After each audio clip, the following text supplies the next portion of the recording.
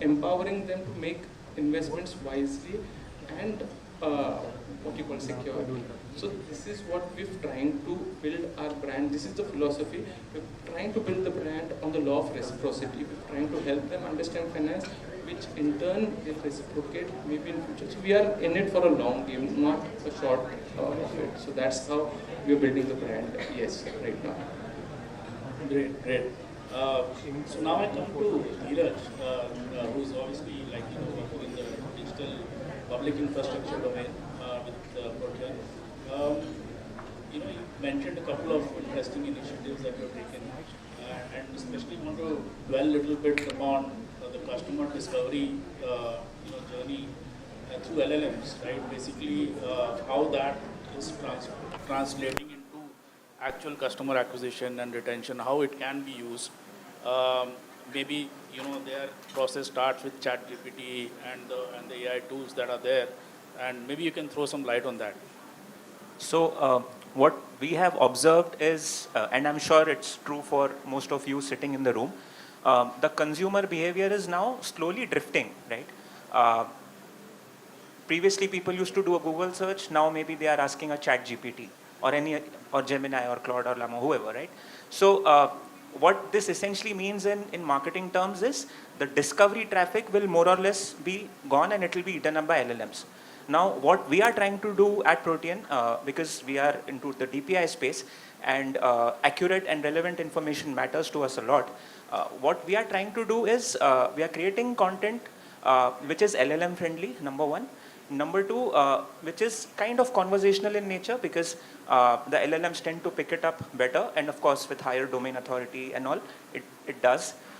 So what we have seen is our traffic that is coming from the referral sources from from LLMs, it is doubling every month almost, right?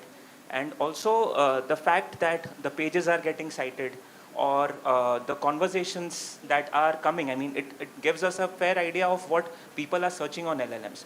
So we are trying to do AI search optimization because SEO is fine. I mean, we are doing that already. But we are now getting ready for the future AI search optimization, and we're trying to be as LLM friendly as possible in order to be ready for this wave. So yeah, this is what we're trying to do. Great, thanks. Coming to Nishant, Nishant is right in the middle of the entire buzz around AI. He's the chief AI officer there at Mirae. Nishant, how is actually, I mean, from your perspective, since you are cutting across the organization and especially marketing, how AI is actually sort of, being used, or the way you see it, in terms of, how the benefits are panning out, and at the same time, what are the minuses and pluses there, right? And how the different functions within marketing, especially geared towards customer acquisition or retention in terms of strategy and execution, how is this being used? Maybe you can share. Yeah, sure. Thanks, Raj. So very good afternoon, everyone. So just one question to the audience: like, how many people feel that AI will replace marketing? Or yeah, the gentleman over there, feels AI will replace marketing. So I like to clarify here, and I'll take marketing as an example, but it applies to every department. See, the fear that like AI will do everything for you. It can create content. It can also find out who are your target customers. See, but the point here is this: like, if you look at the industry in the last 2 or 3 decades, now what was the problem faced by marketing in the last 2 or 3 decades? See, the problem always was in getting a lot of data of say your own customers at one end and your TAM, which is your total addressable market. Now, what used to happen is your internal IT department, the way you were structured, it was very difficult for all the data to get stitched in very quickly, and you are racing against time. You have to campaign, you have to grab more, customers, but your own teams are very slow, and now once you have the data, you have to rely on some market research, like quant guys who can do clustering for you. Then you have to rely on an agency who will create content for you. And it used to take months, where you have days to move. Now that is where AI comes in, where AI will help marketing, where now you have an LLM or a chat GPT, which it actually challenges your tech team, your entire data team, which has been there traditionally, where you are able to get answers very quickly. You are able to get charts, based on industry data on the web. So it actually challenges your own team that what is the struggle with your CDB platform and your BI tools, which have taken 20 years to develop. So there is a challenge there. Now, the quant guys that you had, folks used to hire who used to do clustering, now your LLM will do it for you. If you want to know that out of your 1 crore customers, like divide them into 10 clusters, now you can give questions and you will get clusters, you can label them, so you probably don't even need to know quants and stats to that level that you required earlier. To create basic content, you can do it yourself. So now you can use it as a tool where you can come out with campaigns very quickly. You can measure your campaigns very quickly, which was very difficult earlier. Your soft attribution, hard attribution, company used to struggle for months to attribute in terms of which campaign gave what performance. Now when you see the performance of LLMs, and I think that is where what LLM is doing today is, so fear of LLM is making all of us productive, because LLM will take my job, so I'm doing my day-to-day job very well, so I go to every event and I say, AI will not take your job. AI is just a fear which will help you do your job like in a better way, and you can use it as a tool to do it faster. And I think the pressure is on like all of us. It's not just on marketing, it's there on IT, it's there on your data team, it's there on the quant guys. Like everybody now has a threat where like you have a tool out there, anybody can use it, it's giving you a very basic level of content, which was not possible earlier. So that's the like magic of AI. And since I come from fund management industry where we look at themes globally, like which are the top themes globally, and out of all the thematic research, AI is the top theme globally. Like whether you go to US, Korea, any other country, it is disrupting every sector. So we have to accept it. So that is where we are trying to come to terms with it, like in our firm and in the industry. I think at this rate, you will also become a chief counseling officer as well. Great. Riaan wanted to come. Riaan comes from Tata AIG, and he's heading the D2C, entire D2C acquisition. So, predominantly we're talking about customer acquisition. Retention is probably the biggest retention is probably biggest and the most crucial part for insurance, right? So that keeps the whole wheel spinning all the time.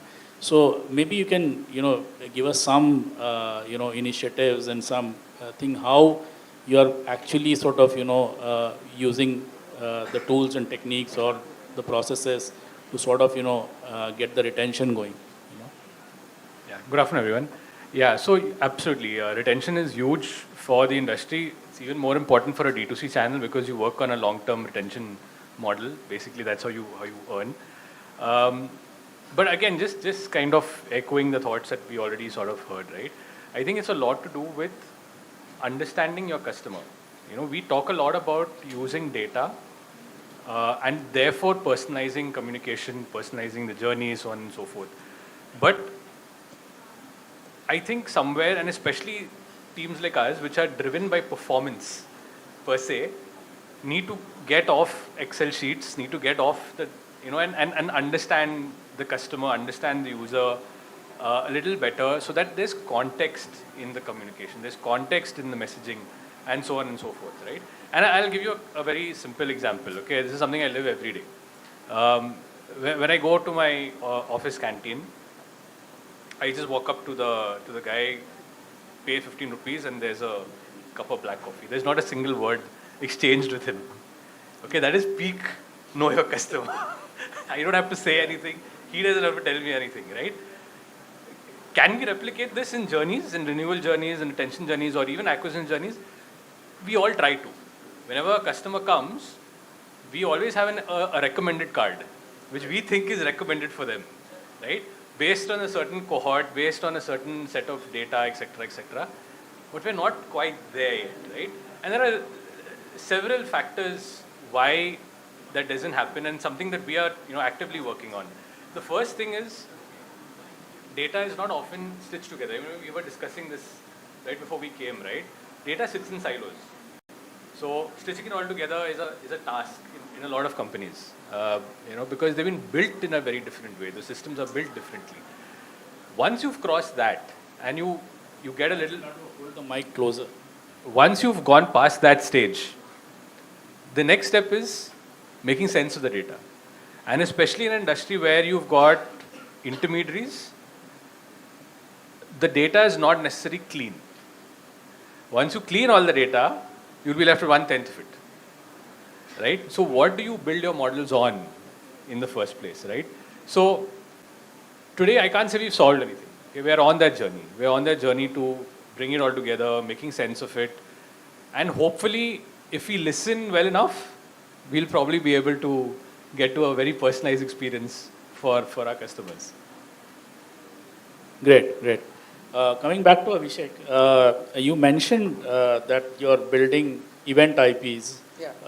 And focusing on that on multiple different parts of the year, and also moment marketing. Yeah. On how you're building these, and how is this going to impact actual acquisition and retention.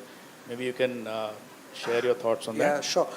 So I think if you look at quick commerce, right, it started off as a emergency mission sort of a platform where people would come to us because they would have forgotten something in their monthly shopping missions, or they have sudden guests at home, or they want something late in the night.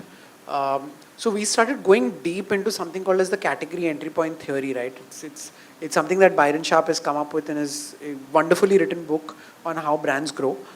And we are actually identifying category entry points for our consumers, which means what are the best ways that I can acquire consumers in the most organic manners. Now, India is a very rich country in terms of diversity and cultural festivities. So, we have events like Janmashtami, Diwali, Holi, etc.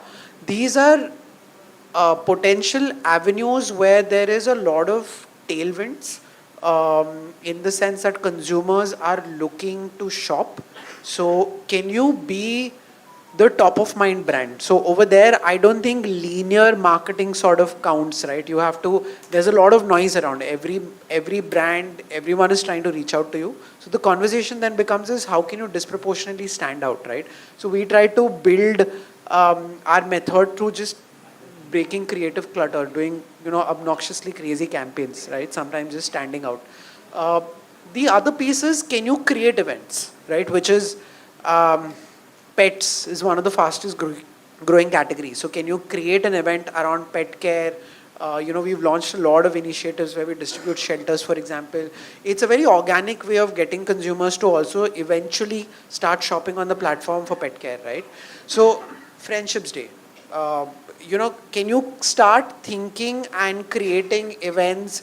What we also see very intelligently when we speak to our consumers is 31st, all of us make resolutions, right? So the month of January is the highest protein sales on the platform, right? It only lasts, it actually lasts only for 20 days, right? Just for 20 days, that resolution that I'm going to go to the gym, going to increase my protein intake, literally lasts till, I think for 20 days, somebody in my category team was telling me. So how can you leverage those 20 days to create a spike, right? So that's often the conversation. That's one piece.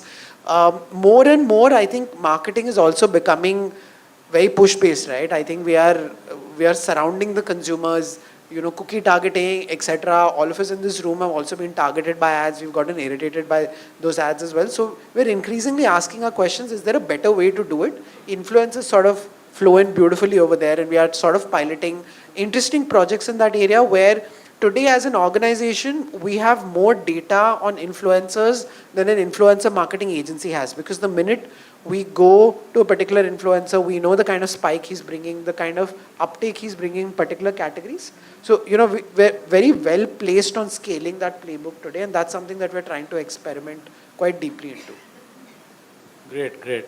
Amit, you were talking about, coming to hyper personalization part, you were talking about an app launch, and you have a great campaign going there. Invest karo apne style se. So when you say that, how is the hyper personalization part playing?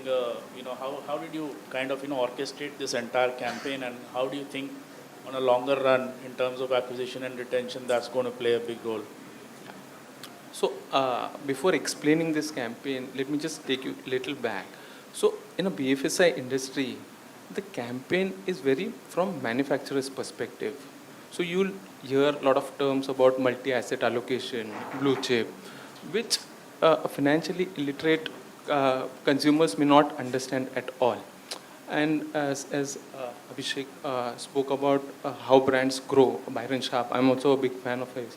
So he's coined an interesting term called saliency, brand salience. So what is saliency means is at the moment of shopping or usage, the brand that comes to your mind is your brand salience.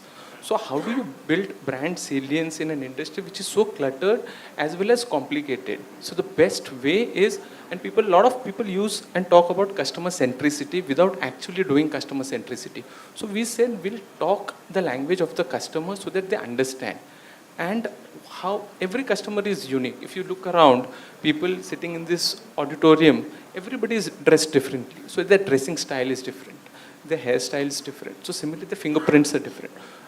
Our financial aspirations, our financial journey is different. So you cannot have same product recommended to each and every one of us. So how do we communicate it to the person in their own language was the insight on which this campaign was based, wherein we said ki invest karo apne styles, and style is a very universal and colloquially understand. Even in southern of India, people understand style. So that's where the campaign insight came from, where we said ki invest karo apne styles. So whatever be your investment requirement, you can come to us and we'll ensure ki your financial needs are taken care of.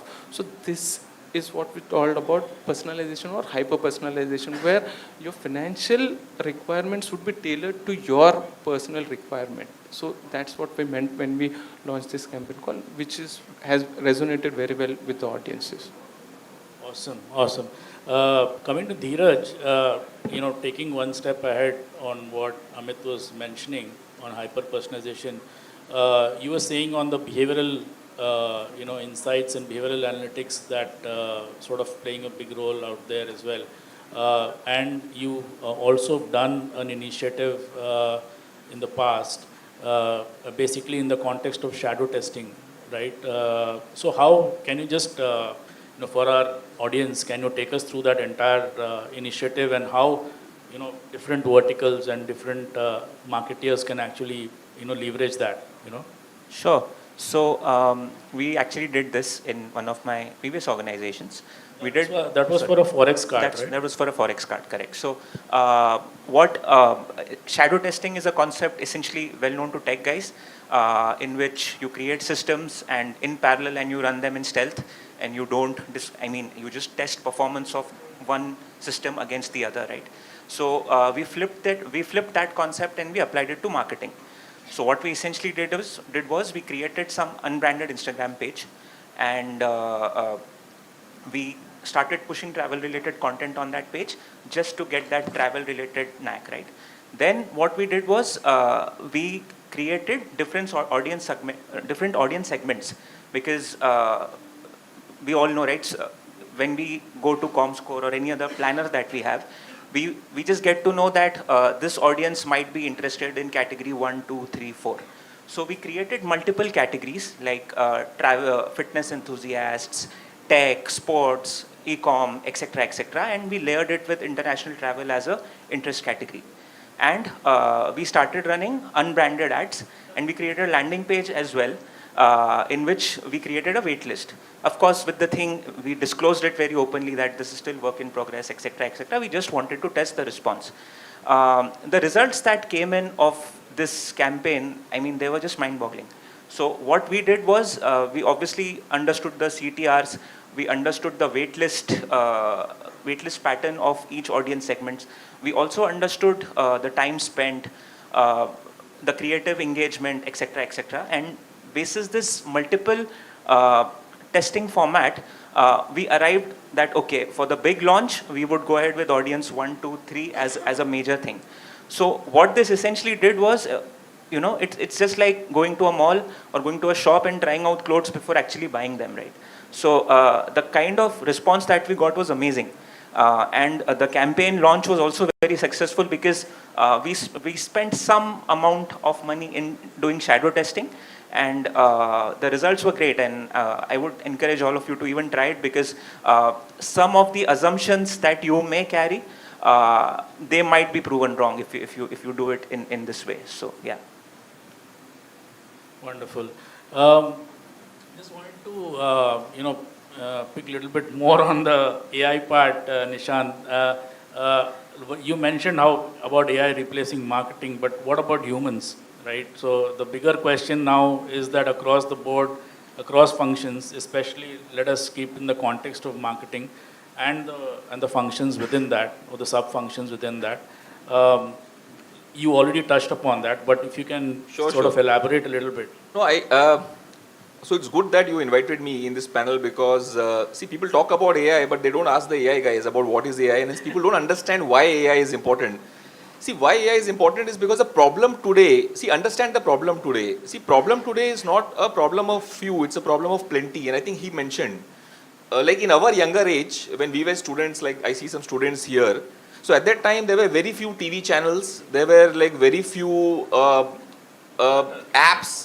There was no mobile, so like forget very few, there were no apps. Now today on my mobile, there are some 40 apps. So I have a problem of many apps, I have a problem of many TV channels to watch. I have a problem of a lot of content on the web. That is the biggest problem today. And how does AI fix it? AI helps you in, finding the needle in the haystack. When you want to solve a problem, you can't do it today because there's a lot of noise. He mentioned noise. Now that is the real problem across the globe, across age today, is you have created a lot of contents out there, and day to day, every minute we are creating contents. There are a lot of apps like Swiggy also. So there are many apps. Now, how do I find the needle in the haystack? And if you look at human mind, to solve a problem, you have a chain of thoughts where you need data and then you need some answers. So it's like a chatbot. And ChatGPT, what it does is, it helps you navigate your chain of thoughts and get you the answer from one question to the other. And that is why, if you look at last like 10-20 years, ChatGPT, it took only 3 days to reach 1 million user base, whereas Netflix, Facebook, it took 6 months, 3 months. So it has been the fastest app or a platform which has been adopted globally. Now, if you come back to the industry, as a human, you have a chain of thoughts. How do you do it? Now, if you look at in your company today, like, and this is true even in our firm, so we bombard every business user with, like, here is your Tableau dashboard, and here's an Excel. Now there's a ChatGPT. You have 5 tools, so then you have Salesforce for CRM. Now you want this guy to toggle down and do an alt tab and then figure out and solve his problem. That is his problem. His problem is he wants one AI agent, and hence why agentic AI is the talk of the town is people don't understand why agentic AI. Reason is this: you want one tool, which is an agentic AI, where it can navigate your chain of thoughts, where if you want some question from your internal data, it gets you from your Oracle or your dashboard. Now you want to compare that with some external web. So your ChatGPT is also integrated. Again, you want to come back to an internal Salesforce. For you, it is just one bot, and you are able to stitch it across internal and external in one tool. That is agentic AI. People don't understand it. They feel कि अरे agentic AI करना है, but वो क्या है? This is agentic AI, where you are able to create agents. And now we are actually in the path of creating an AI agent for every role within our firm. For a fund manager, there's going to be an AI agent. The AI agent is an assistant. You don't have to go and look at a Bloomberg terminal, then some Excel sheet with a huge table, and then like figure out on your own. Those days are gone. You have an AI agent which will help you, guide you, navigate. And that's the goal that we are doing right now. That is going to help our firm as well as across the globe. People are looking at agentic AI transformation. So it is basically this: your internal data, your external data in one place and stitched together, is the solution. Just adding some color, right, from a marketer's perspective on AI. A lot of interesting points, but when you actually think consumer facing, you want AI to sort of, if I could put it, want it to be the backstage crew.